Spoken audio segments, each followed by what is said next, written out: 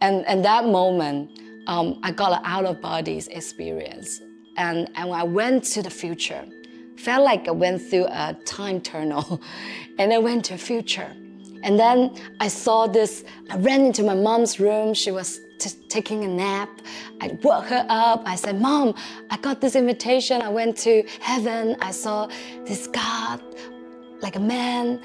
It does not look like Buddha, does not look like... One day actually during the lunchtime, Jesus appeared himself to me. He went all the way, even he went to the communist society to find me. And then at that moment, he asked me, can you lay it all down? I cried for 5 days. Master Esther, have you ever thought of going back to Japan to plant a church? So we're like, wow, everything pointed to Japan. God loves Japan so much, and he has not forgotten Japan. So we knew the revival is now. So I heard that you had an experience where you died once and you came back to life. Can you share that experience with us? Hi, my name is Esther Morishita. So I came from the mainland China, Guangzhou, the city. My family, we are like working for government, like an army kind of like tradition family. And it's really hard for the gospel to come to my family easily. And so when I was 6 years old, I never heard about God or anything before. And then one day I saw, on the way to nursery school, I saw a car accident and somebody just died there during this accident.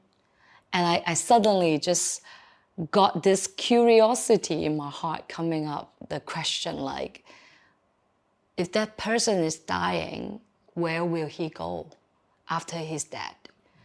And then it kept pondering in my heart for many weeks, actually. And then I saw there's some Chinese culture like worshipping ancestors, temples like Buddhist and Kuan Yin and all these different gods. Then I was like, if there is one God who is the ultimate God in the world, then if he exists, I will believe in that person, that God. And then one day, actually, during the lunchtime, I got into like a supernatural experience. Jesus appeared himself to me. He took me to heaven. I went through all the clouds. I went to an open heaven place. I saw this man dressed in white robe with all the lights just coming to me. And he said, Wei Wei, that is my family nickname that only my family knows. So he even called me by my name. He said, Wei Wei, come, let me show you how you were born. And then I was so excited as a 6-year-old girl. I was like passing him my hand, looking into his face with all the bright lights. I never encountered such love before. And it just like waterfall, like rushing and crushing. All my fears are like a chains that just broken off. And my first time felt freedom. And that was a supernatural encounter that I will never forget. And when I came back to the reality, I woke up, I heard this audible voice, like a father's voice, very deep and loving. He said like, Wei Wei, in the future, you are going to do a big thing for my kingdom. And that moment, when I was 6 years old, I was so excited. I don't know what does he mean by kingdom and what name is he called. So I ran into my mom's room. She was taking a nap. I woke her up. I said, Mom, I got this invitation. I went to heaven. I saw this God, like a man.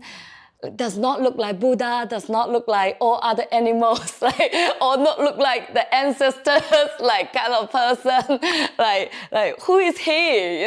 He got all the power, all the authorities that heaven listened to him, And she said, maybe you met the Shangdi, she said in Chinese, so which means the God above all gods.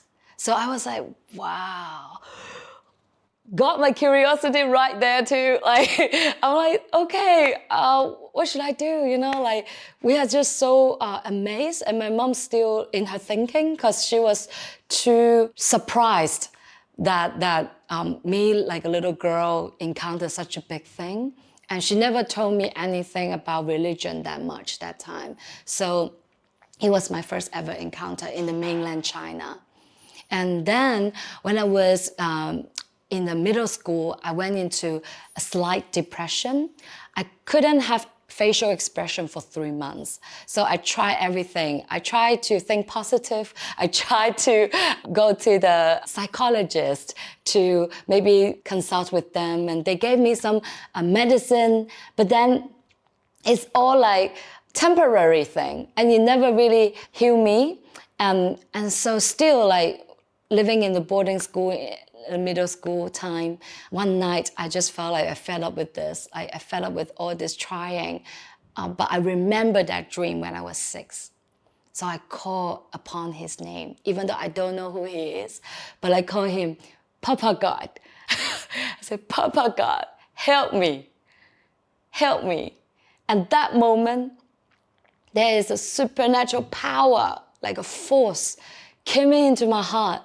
And my heart was like so dry, and suddenly it became full again, and all the tears just came out.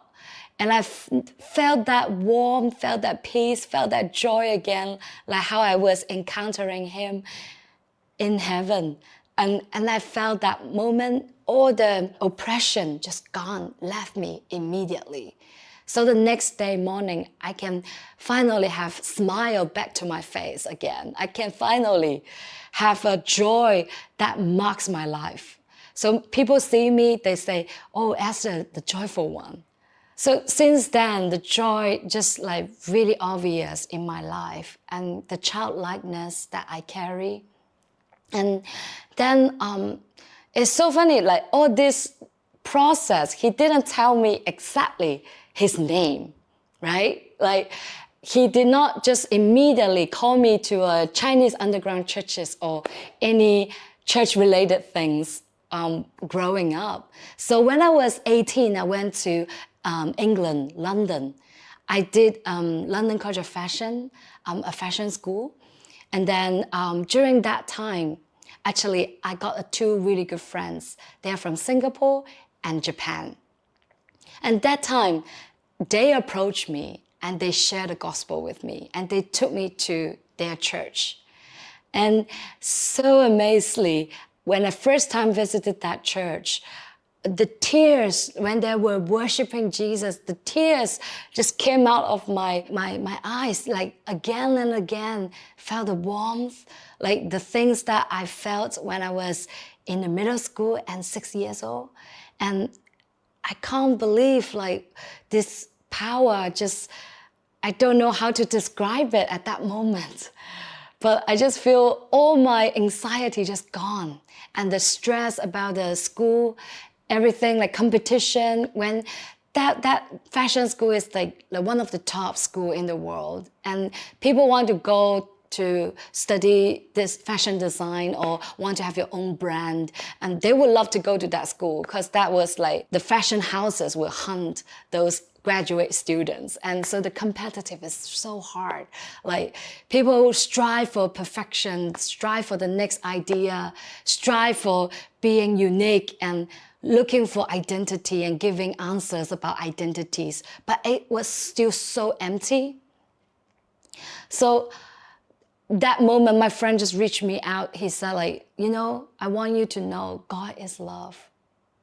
God is love. And I want to invite you to my church. Like along the way, I just keep being invited back to the church, the England church. And then I went through the Alpha course that time. And then I started to read my Bible. I remember that moment when I opened the Bible and Jesus' transfiguration on the Mount. When I was reading that chapter in Matthew, all of a sudden, all my memories came back. All those times that how God was encountering me in different moments, pockets, those memories, bits by bits came back. And I was like, wow, this is the God that I was having a relationship or like just like encounter with. Like his name is Jesus. I finally found out. So I got such a joy. I felt there's a joy of salvation in my life. And he went all the way. Even he went to the communist society to find me. He went all the way just to look for a lost person. That he still called me beloved. He still called me home. So from that moment, I was totally like gave my life to Jesus when I was 18. And after that, I think after my BA in fashion school, I got into MA. Actually, I got into Central St. Martin, this school as well.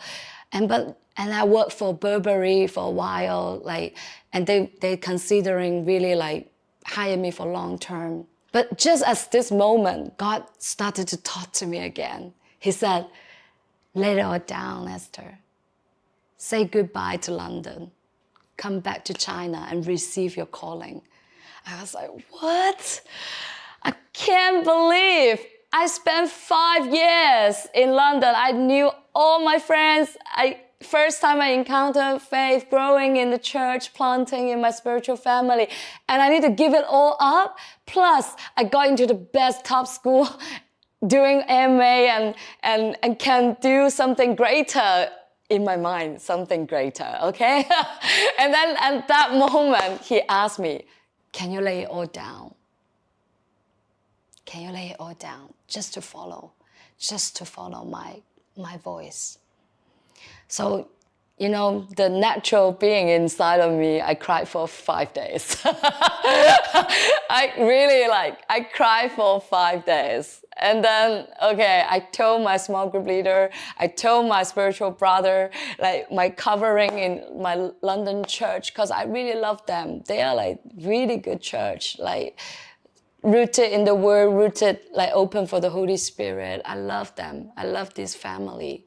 But I have to say goodbye and maybe just see you later, you know? and then I went back to Guangzhou, my city. And then people keep asking me, what are you going to do now? You came back to China, like you got all this background, you can succeed, you can succeed in what your dream is having, your dream for so many years, you could succeed. And then I'm like, yeah, but something is bigger than my success. So I felt like there's some greater and more powerful calling that God has for me. So I just said, well, I was just seeking the Lord. I told them I'm seeking the Lord. And of course, for some of my relatives, they don't understand because they don't know God. But they really have grace. They know my life. Like I exactly know what I want, and like they're okay. Like unseen. In other words, they know like I wouldn't go wrong with my life, that kind of thing. So I was just like seeking the Lord and went to prayer meetings, going to that time the 3 self-churches in China, like the government approved churches. So I don't know some underground because I never went to church in China before. So it's kind of like a reverse culture shock. When I came back, I need to get used to the nation that I once was raised and now having a faith in this nation, living as a Christian. And then 10 months, then long story short, I got another out-of-body experience. After one time prayer meeting, because I'm seeking God for a clear direction. I don't want just like, okay, you just do a thing and then see, but I felt like I needed to know, like, because I gave up so much that I needed an answer from God. like, please tell me the blueprint, please, God. So you might watching this video, you might also seeking for God's direction for your life, or you might seeking for a destiny for so long, but you didn't know a clear answer yet. But that time, I was like fasting and also praying, and I'm really like pressing in. Like my heart really has eager to know. And you know, when we ask, he will answer. And that moment, I got an out-of-body experience. And when I went to the future, felt like I went through a time tunnel, and I went to the future. And then I saw this open stadium filled with people, and they with their little like glows like waiting in with the anticipation. And there was like a light, like a spotlight was on, and me and my worship team was releasing the glory of God, like the song, the prophetic songs, like just singing. And that moment, Spirit of God just like baptizing people. And people like feeling they saw something greater, like they are adoring Jesus, but they just can't wait, but they just cry out to him. And that moment, the live broadcasting team reporting this stadium event to every family's monitor. So a lot of people got to witness that moment, and the great harvest started. The greater harvest. I don't know how to say the end time glorious harvest is happening. So I was like, wow. After seeing this vision, I came back to my real life, and God delivered me immediately after that visitation. Out of my little thinking, he delivered me from thinking myself as small, as insignificant. He just delivered me from that kind of mindset. Maybe those of you are watching this video and you grew up in Asia, you might think of yourself like low self-esteem, or you think maybe you just cannot match up or measure up or not enough. But that moment when I encountered God himself, and he released my destiny and identity, and he delivered me himself out of that fear and just thinking myself insignificant. He said like, Esther, you need to remember you are significant because I saved you. I called you mine. You are significant. And that moment I'm like, okay, I surrender. Let me know what can I do? Because I never went to a music college, you know? I never learned a proper instrument or like vocal training for a long time. You know, I never really have my own album or EP, you know, those musicians out there. I know you're great. But I never done something like that. So this kind of big scale kind of like crusade is kind of like scare me, you know, like just this dream definitely not from myself. Like if that was from myself, I wouldn't dream like that big. Like that's just like out of my comfort zone to the max. And then after that, I just fast forward, I went to America. Then I went to a different ministry school. Then I end up in Bethel as well. And then that's where I met my husband, Masa, in that school. So that time we were doing outreaches, and our heart just like burning for Asia. Like even though we got some offers to stay in America, like people might extend their invitation, like to do like different stuff in America, but my heart really is burning for Asia. So I said, like, maybe I should still go back to Asia to see what door will God open. And then Masa is the only one that I taught so far in the school that also has a vision for the great harvest in Asia. And this harvest movement and also the stadium-related expression. Like he's the only one that we talk about this with. And then we came back to Asia. We were still good friends that time. And I hosted a mission trip in China, the mainland. We went to 5 cities. We went to equip the churches, and We preached the gospel, signs and wonders breaking out, people got healed, blind eyes open, lame walked, and just so many things happening in China. And then God also opened our heart for each other during that trip. Then we came together very fast also after those confirmations. So 5 days after our wedding in 2018, we went to Awakening Europe. And that's where our mothership is and our mother ministry and church in Germany. And we believe God is really revived this continent of Europe. And also He will put this fire back to Asia as well. And we are raising up these pioneer leaders to really carry this gospel in Asia and being a trigger for the movement. Yeah, so we really believe so. And we had so many confirmation talking about I love Tokyo, Japan. Everywhere we went, we saw that sign within a month. And after that, our leader, Ben, also knocked at our door. He came in, he said, Master Esther, have you ever thought of going back to Japan to plant a church? So we're like, wow, everything pointed to Japan. God loves Japan so much, and He has not forgotten Japan. So we knew the revival is now. We knew God wants to awaken the bride, the Japanese bride. And that's the time we came back 2019. In August, we planted this church, Awakening Tokyo, and our ministry is called Awakening Asia. So this is everything about me in a nutshell. But I just feel like a lot of glorious testimonies to tell. Because when we are weak, when we're feeling not enough, but He is strong. Like He is the one who turned the impossible into possible. So I heard that you had an experience where you died once and you came back to life. Can you share that experience with us? So during the time I was in Bethel the last year of my BSSM experience, I got an anaphylactic shock allergy actually.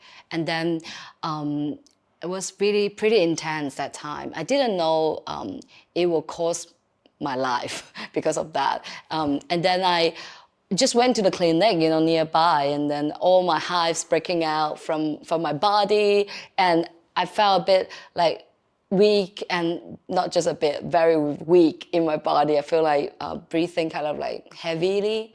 And then when I went to the clinic, and then the nurse came over, and she checked my everything. She checked my pulse, she checked my breathing, heartbeat, and she read that numbers, and she was so shocked. She went out to call the doctor to come in. So when the doctor came into the room, and he called my name, he said, Miss, can you hear me? And then I said, I can hear you, but I can't see you now. Like I got blacked out. Like that vision is like from blur to red to net, and then to black. Like I got completely blacked out, and all of a sudden I went into a tunnel. My spirit went to a tunnel, like the black tunnel. Like I felt like I'm floating.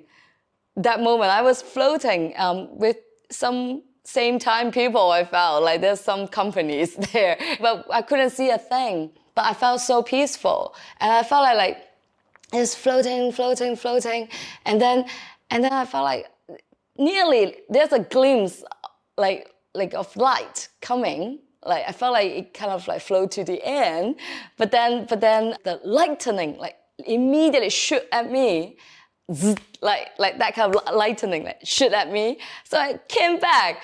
I opened my eyes, and then the doctors and the nurse are shocked. And then they're like, what? And then the ambulance just came, because I went to the clinic, and then the ambulance came, and that guy came in and said, who is the patient? And then they said, oh, it's this lady here. And he said, how come she's awake? Did you put the EpiPen on her? And they said, not yet, still like in my hand. And then, did you do the defibrillator already? And they say, still charging. So, and then he was so confused, like, how come she came back? Like, how come she awake then? And then those doctors and nurses, they just like, oh, wait a minute. Are you the student from that like theology school on the mountain, like on the hill? They couldn't explain why I was awake, but they felt like maybe I'm a Christian, you know? And then I came back, I'm like, so I said, what happened to me? That I was still confused, you know? Because I didn't know that is life-threatening. And then I was so confused. I said, what happened to me? And they said, actually, miss, you got no conscience for 30 seconds. And you actually 10 seconds without your breath. That's the details they can tell me. And then that guy really rushed himself to drive me to a bigger hospital, the ambulance. And I got sent to the ER room, and all like the little singular light, those lights, and then one bed, single bed in the middle. All the knives like was ready. I'm like so many knives, and I counted around the room, around like 13 people in the room waiting for me, and then they were like talking to each other. Oh, she's awake, you know? And then they say, the doctor said like, oh, can I just like final check on you, like about your breathing and your heartbeat and everything. I'm like, okay. So they check in the ER room. And then he said, huh, so strange. The reading is fine. And he said like, okay, maybe you can go to an observation room first for 4 hours. If during these 4 hours you have nothing, then we can release you home. So I didn't even know I went through all this in such a short second. But finally, during the 4 hours, they kept, like my friends actually sent me to the hospital too. And she told me what was happening. Like I was having like those like shock, and then like just gone. She was praying in tongues, asking the school to pray for me.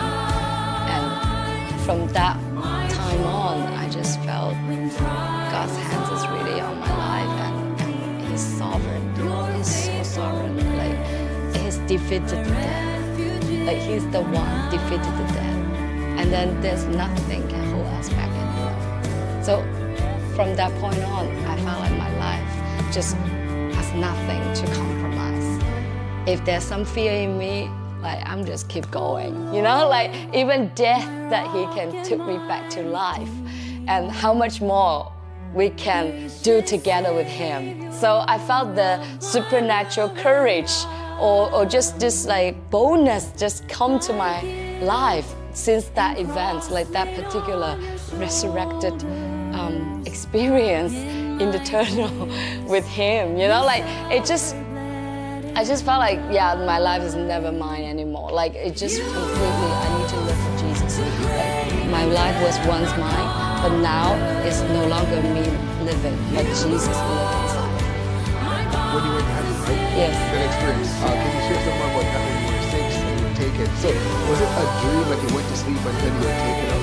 Yeah, it's like a half sleeping, half awakening moment. So it's like a little like I don't know how to say that. Like it's not completely sleeping. I have awareness, but I still went into that like a trance. I felt like suddenly there's a huge power. Like I felt my spirit inside got sucked out. Like and went into like going through a lot of clouds. Like I felt like going to another realm. I thought it's like a very fast elevator, even faster, like a rocket, like very fast. Like and then I was there like in like an open heaven. Was it like grassy plain? No, it's like clouds, like sea of clouds, and then with all the lights. Yeah, with all the lights like shining. I saw really pure white place, like very bright. And then I saw Jesus Himself like walking towards me. So it's like a single focus on Him.